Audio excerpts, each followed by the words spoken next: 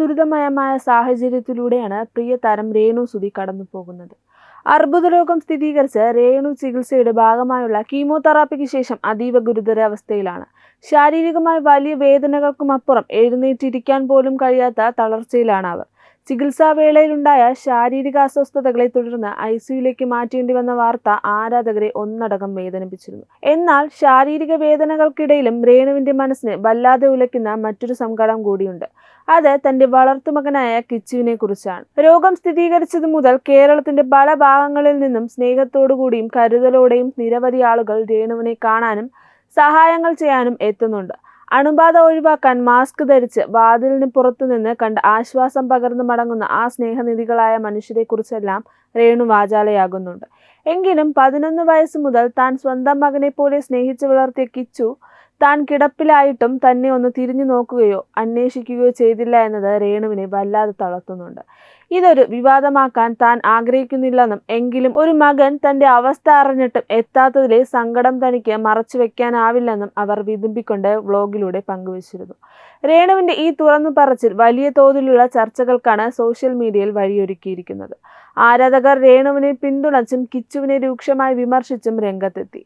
വിമർശനങ്ങൾ അതിരുവിട്ടപ്പോൾ ഒടുവിൽ കിച്ചു ഒരു പ്രതികരണവുമായി എത്തിയിരിക്കുകയാണ്. വിഷമമുള്ളവരുടെ വിഷമമൊക്കെ അങ്ങ് തീരട്ടെ, പോയിട്ട് വന്ന ശേഷം ബാക്കി കാര്യങ്ങൾ പറയാം എന്ന സൂചന നൽകുന്ന ഒരു റീൽ വീഡിയോയാണ് കിച്ചു പങ്കുവച്ചത്. രേണുവിനെ കാണാൻ താൻ പോകുന്നുണ്ടെന്ന വ്യക്തമായ സൂചന അതിലുണ്ട്. എന്നാൽ ഈ വീഡിയോയും ഇപ്പോൾ വലിയൊരു വിവാദത്തിന് തിരികൊളുത്തിയിരിക്കുകയാണ്. കിച്ചുവിന്റെ ഈ വീഡിയോയ്ക്ക് സോഷ്യൽ മീഡിയയിൽ വലിയ പ്രതിഷേധമാണ് ഉയരുന്നത്.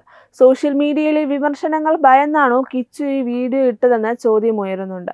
ഇങ്ങനെ ഒരു വീഡിയോ ഷൂട്ട് ചെയ്ത് പോകുന്നതാണോ ഒരു മകന്റെ സ്നേഹം എന്ന് ആരാധകർ ചോദിക്കുന്നു.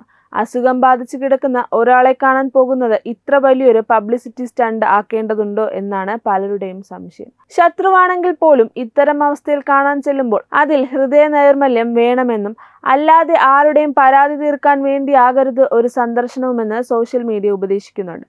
കിച്ചു ഉദ്ദേശിച്ചത് രേണുവിനെ തന്നെയാണോ അതോ ഏതെങ്കിലും പ്രമോഷന്റെ ഭാഗമായി വന്നതാണോ ഈ വീഡിയോ എന്ന് ഇനിയും വ്യക്തമല്ല. എന്തായാലും രേണുവിനെ കാണാൻ കിച്ചു എത്തുമോ എന്ന ആകാംക്ഷയിലാണ് ആരാധകർ. ഒരുപക്ഷെ ആ കൂടിക്കാഴ്ച രേണുവിന്റെ മനസ്സിന് അല്പമെങ്കിലും ആശ്വാസം നൽകിയേക്കാം. രോഗത്തോട് പൊരുതുന്ന ഒരു സ്ത്രീയുടെ സങ്കടങ്ങൾക്കിടയിൽ ഇത്തരം വിവാദങ്ങൾക്കും സോഷ്യൽ മീഡിയ ചർച്ചകൾക്കും അപ്പുറം മാനുഷികമായ സ്നേഹത്തിന് പ്രാധാന്യം നൽകാമെന്ന് എല്ലാവരും ആഗ്രഹിക്കുന്നു. എന്താണ് സംഭവിക്കാൻ പോകുന്നതെന്ന് കാത്തിരുന്ന് തന്നെ കാണാം.